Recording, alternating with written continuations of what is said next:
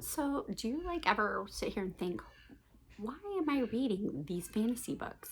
Because these authors are instilling so much anxiety. I already have enough anxiety in my life. Today, I want to share my current read, and because I just have to talk about it, and so I'm going to do a quick video, even though I haven't finished it yet.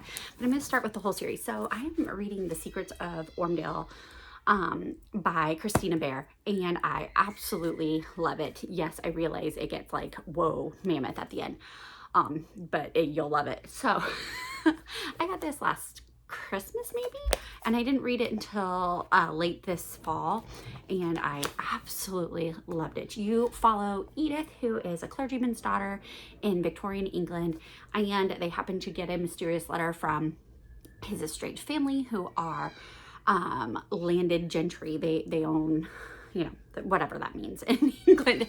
And so they, her and her father and her stepmother and her brother go out to this, to the Abbey, to Wormwood Abbey, to help take over, because now he's the, oh, what do they call it? Now he's the, not the lord, but the whatever, who kind of takes care of that land.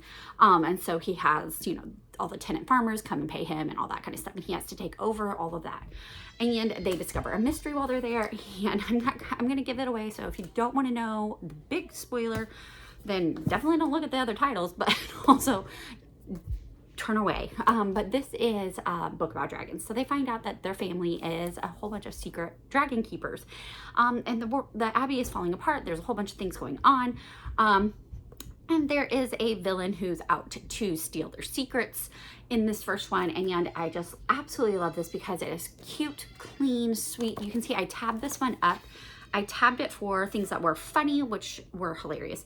Lots of literary drops, just some good thoughts. And then there's a lot, if you're a Charlotte Mason homeschool mom, then you will absolutely love it, because it has all the nature love and narration and recitation and all those things that we love, just cherry dropped in there.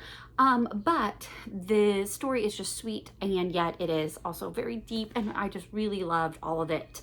And then you get a little further in Drake Hall, and the story continues, and you learn more about their very distant cousin, Simon Drake, and his family, and the things that they're taking care of. And so we are introduced to wyverns as well, and it goes on to tell more about that story.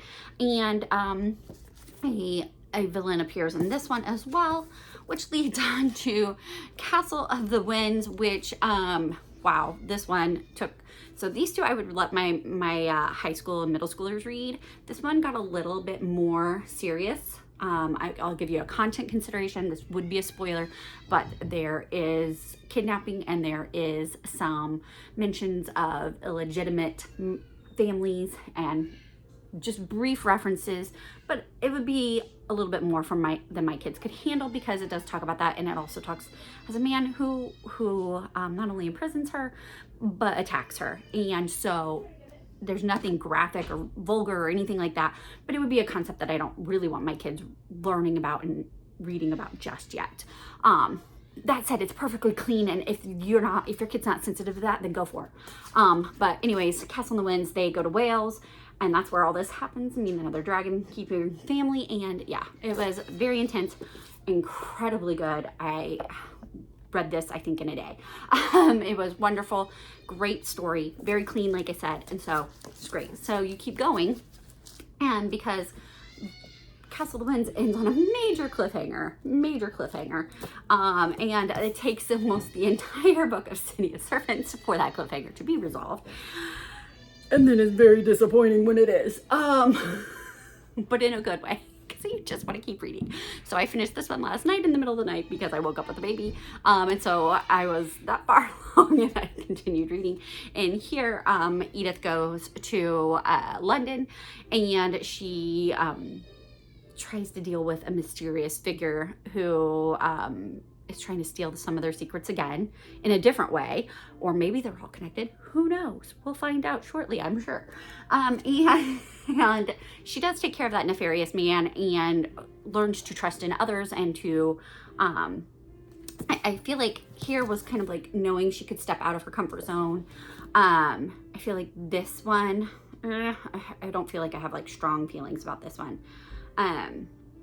Here she just kind of becomes a little more confident. This one is very much about her finding her courage and her strength in herself, and learning that she needs to trust in others. This one is very much that she needs to trust in others to find help and find comfort and solace. But then it's also like totally destroyed.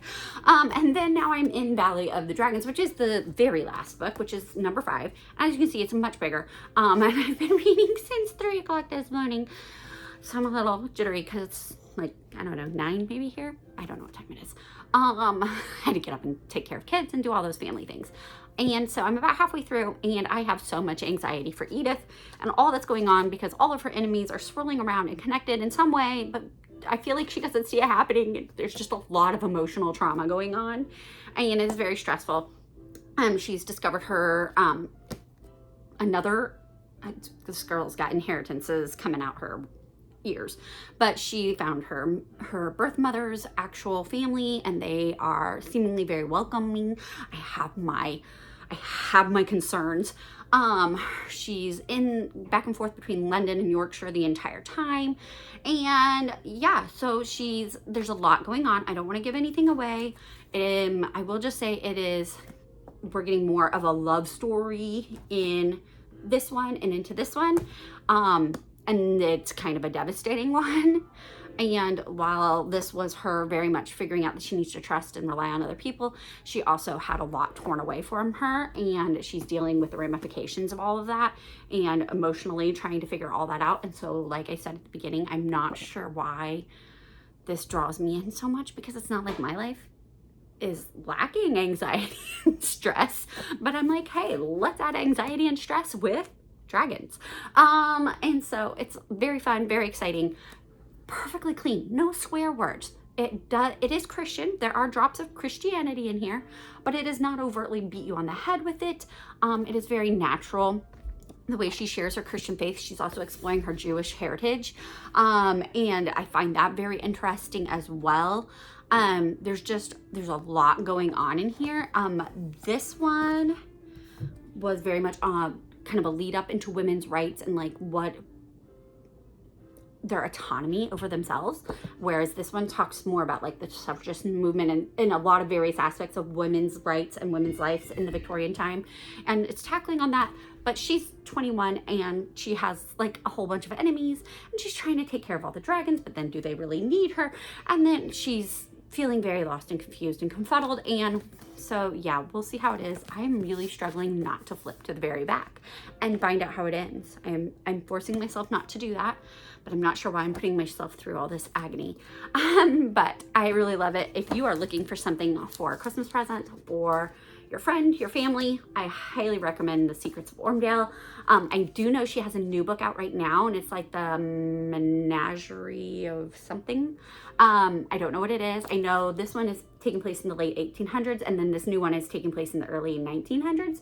So it's like the next generation of Ormdale. So yeah, highly recommend it. Thank you so much for watching this brief video. If you've read this series, let me know your comments without giving away the ending. And if you have not, and you made it to the end of this video, drop me a little dragon emoji so I know you've been watching. And if you have any questions, let me know. Have a great day.